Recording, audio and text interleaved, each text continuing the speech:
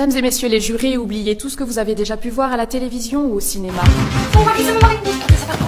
Aujourd'hui, il n'y aura pas de témoins surprises, pas de nouveaux suspects de dernière minute, et personne ne fera de révélation choc à la barre. Parce que cette affaire est très simple.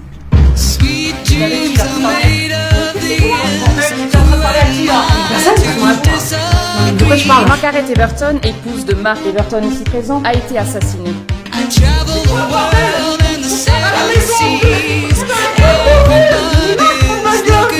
Margaret était un très bon professeur, adoré par ses élèves. Mais Margaret trompait son mari. Pourquoi c'était pour te faire plaisir? Viens, arrête là, faut détendre. Un soir, Mark l'a découvert. Il est devenu fou de rage, littéralement. La voisine, agacée par ce tapage nocturne, a appelé la police. Je vais appeler la police, arrête! C'est mes voisins, ils font du bruit tous les soirs. J'ai mal à la tête. Faut vraiment que vous veniez là tout de suite. Et quand le policier est arrivé sur les lieux, il a trouvé Margaret morte.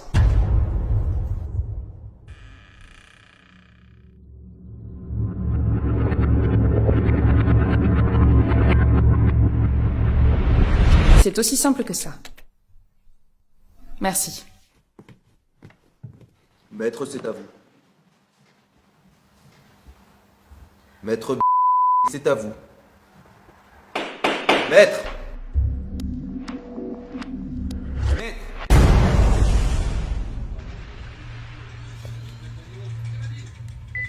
Le procès Everton, vous devez le perdre. Votre client Mark Everton doit être reconnu coupable. Si vous gagnez le procès, s'il est acquitté, je vous jure que je vous mettrai une balle dans la tête. C'est compris? La vitesse de propagation, Marie. C'est compris? Je suis aveugle, je ne suis pas sourd. De la lumière dans le vide. Eh oui, voilà. Oui? Eh bien, vous ne faites pas votre introduction? Non. Très bien, alors continuez, madame la procureure. J'espère que vous savez ce que vous faites. J'appelle à la barre mademoiselle Moine, la voisine qui a appelé la police ce soir-là. Vous allez céder au chantage et perdre le procès, vous avez peur J'ai l'air d'avoir peur de mourir. Vous avez surtout l'air en manque. Qui avez-vous vu entrer chez madame Everton ce soir-là? Ça fait 4 mois aujourd'hui. Combien de temps je vais devoir attendre encore? Monsieur Everton. Vous pensez que votre maître chanteur est impliqué dans l'affaire? Non, c'est manifestement quelqu'un qui aimait beaucoup la victime et qui est persuadé que mon client est bel et bien son meurtrier. Et comme vous êtes son avocat, il vous déteste sûrement autant qu'il déteste votre client. Et ce soir-là, après avoir appelé la police... Il est probablement ici en ce moment même. On cherche donc quelqu'un qui vous déteste ici. Ça réduit pas vraiment le nombre de candidats. Je veux dire quelqu'un d'autre que Mark Everton qui aurait pu commettre ce meurtre? Non. Vous devrez donc trouver le maître chanteur tout en gagnant le procès. Je te rappelle que je suis aveugle. Ah, parce qu'avant d'être aveugle, vous utilisiez vos yeux ou votre tête? Je n'ai pas d'autres questions.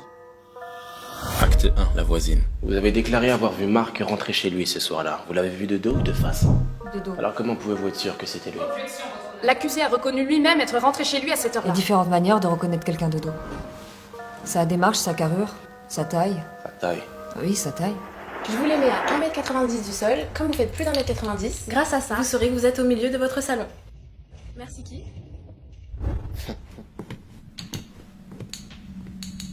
Vous pensez donc être capable de déterminer la taille approximative de quelqu'un à vue de nez? Vous sauriez alors voir qui dans cette salle d'audience fait plus d'1m90, par exemple? Est-ce que toute la salle pourrait se lever, s'il vous plaît? Quels sont ceux qui font plus d'1m90? Dernière rangée, le garçon à la 13e place en partant de la gauche. 5e rang, première place à droite. Et la jeune femme, tout devant à droite, elle doit faire plus d'1m90 grâce à ses talons. Elle a bon? Elle a bon. Autant pour moi. Merci. Plus que 3 maîtres chanteurs potentiels. Et c'était votre seule question?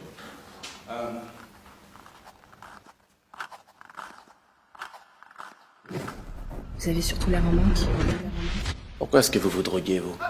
Je reformule. Est-ce que vous vous droguez? Qu'est-ce que ça vient faire dans ce procès? S'assurer de la crédibilité du témoin. Objection rejetée. Répondez à la question, s'il vous plaît. Pas souvent. Vous êtes-vous drogué ce soir-là?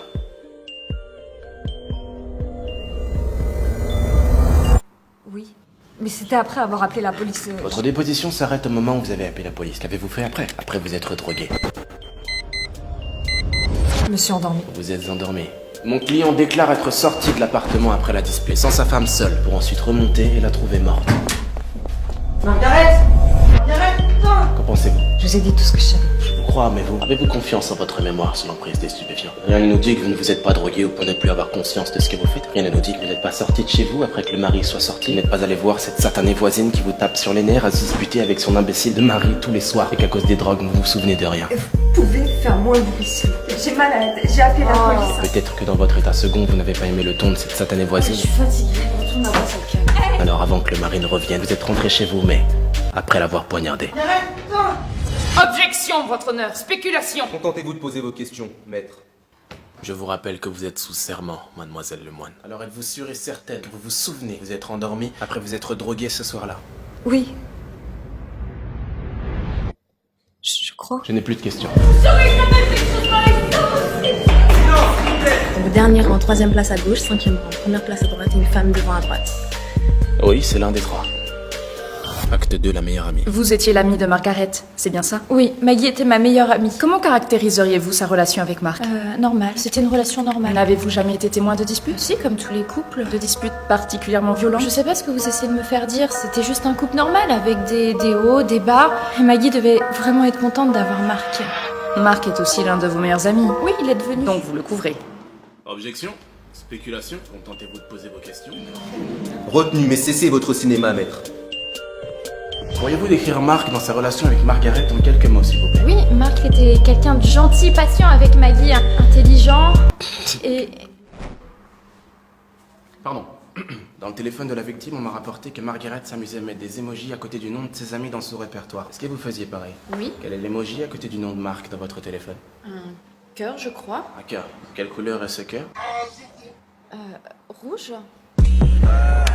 Depuis combien de temps vous êtes amoureuse de Mark? Je ne suis pas amoureuse Vous l'avez qualifié de gentil, patient, intelligent. Ceci est faux, j'ai rarement eu l'occasion de défendre quelqu'un d'aussi bête et détestable que cet homme. Vous êtes illusionné et ça ne peut qu'être par l'amour, alors.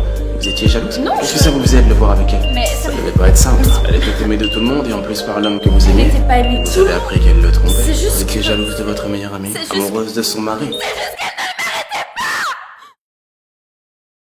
Merci. Qu'est-ce que vous avez fait? Maman, ils vont croire qu'elle ment pour me couvrir parce qu'elle est amoureuse de moi. Non, regardez les jurés. Ce qu'ils vont voir, c'est la jalousie dans les yeux de cette femme qui n'a pas l'air très triste d'avoir perdu sa meilleure amie. Je leur ai donné de quoi imaginer, de quoi ébranler leur certitude. Ils vont imaginer cette femme rendre visite à sa meilleure amie. Ils vont imaginer se disputer avec elle après que vous soyez sorti de l'appartement à propos de vous ou de son infidélité, peu importe. Ils imagineront cette femme poignarder sa meilleure amie de sang-froid, par jalousie.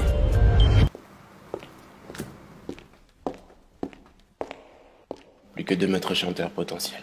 Vous en avez éliminé un sur les 3? La femme du premier rang. Et la jeune femme, elle doit faire plus d'1m90 grâce à ses talons. Ça peut pas être elle, j'ai entendu ses talons. Ah oui, évidemment. Ah, me regarde pas comme ça.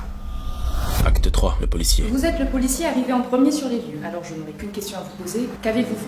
J'ai vu cet homme au-dessus du corps de la victime, un couteau plein de sang dans la main droite. Il venait de retirer la lame du corps inerte de Maggie. Sur la droite, dans sa poitrine. Je n'ai pas d'autres questions. Êtes-vous sûr que Marc... Excusez-moi, j'ai des petits problèmes de vue. Enfin, vous voyez ce que je veux dire? Parce que moi, non. Êtes-vous sûr que Margaret était déjà morte lorsque vous êtes arrivé? Oui. Peut-être que si vous aviez réagi rapidement, que si vous lui aviez appliqué les premiers soins... Qui vous me prenez? J'ai tenté d'arrêter le saignement, mais il est déjà trop tard. Est-ce que vous pensez que si vous aviez été plus rapide, vous auriez peut-être pu la J'aurais pas pu être plus rapide. Je connais mon job et vous le savez très Vous avez bien. pris combien de temps? Moins de 3 secondes. J'ai ouvert un tiroir, pris une serviette et appuyé sur la La blessure. moindre hésitation lui aurait été J'ai fatale. dit que j'ai mis moins de 3 secondes. 3 secondes. 3 secondes! J'ai ouvert le tiroir et pris la serviette en moins de 3 Vous secondes. avez ouvert les tiroirs et pris la serviette sans hésitation. Sans la moindre hésitation!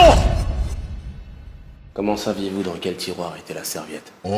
Parmi tous les tiroirs, vous avez ouvert le seul qui contenait une serviette. Et sans la moindre hésitation. Vous deviez bien connaître son appartement. Alors c'était donc vous la mort.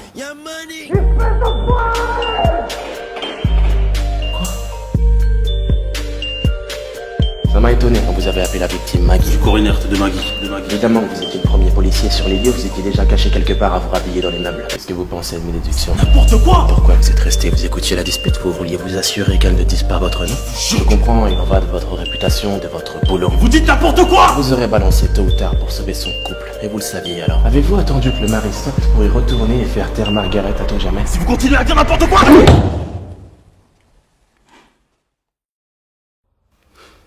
Je n'ai plus de questions. Acte 4, le maître chanteur. Il me reste une personne à appeler à la barre, votre honneur. Alors j'aimerais faire venir... Enfin, vous voyez ce que je veux dire, parce que moi non. L'homme assis au 5e rang, première place à droite.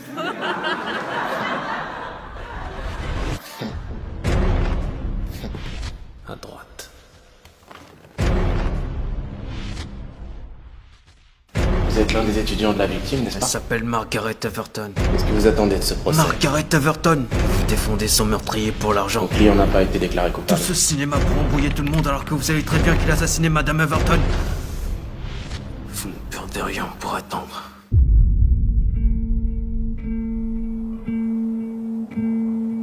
Avez-vous envisagé l'éventualité que Margaret Everton se soit suicidée?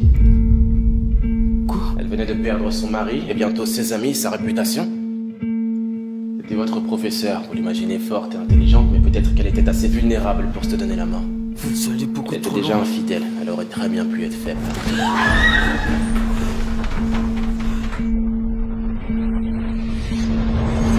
jure que je vous mettrai une balle dans la tête. Vous êtes une pourriture. Vous cherchez à manipuler tout le monde. Jamais elle aurait fait une chose pareille. J'ai l'air d'avoir peur de mourir.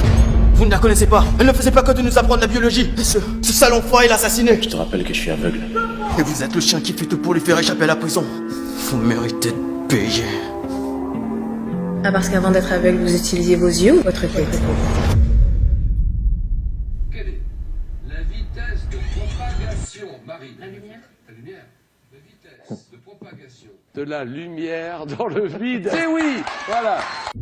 La lumière. Quoi? Vous connaissez peut-être l'allégorie de la caverne? Platon imagine que nous sommes prisonniers dans une caverne. Elle symbolise l'ignorance. Dans celle-ci, il y a ceux qui s'y complaisent et ceux qui désirent en sortir pour voir la lumière, qui symbolise la vérité. Peut-être que c'est mon client qui a tué Margaret, mais le croire et le savoir sont deux choses différentes alors. Dites-moi, êtes-vous sorti de la caverne?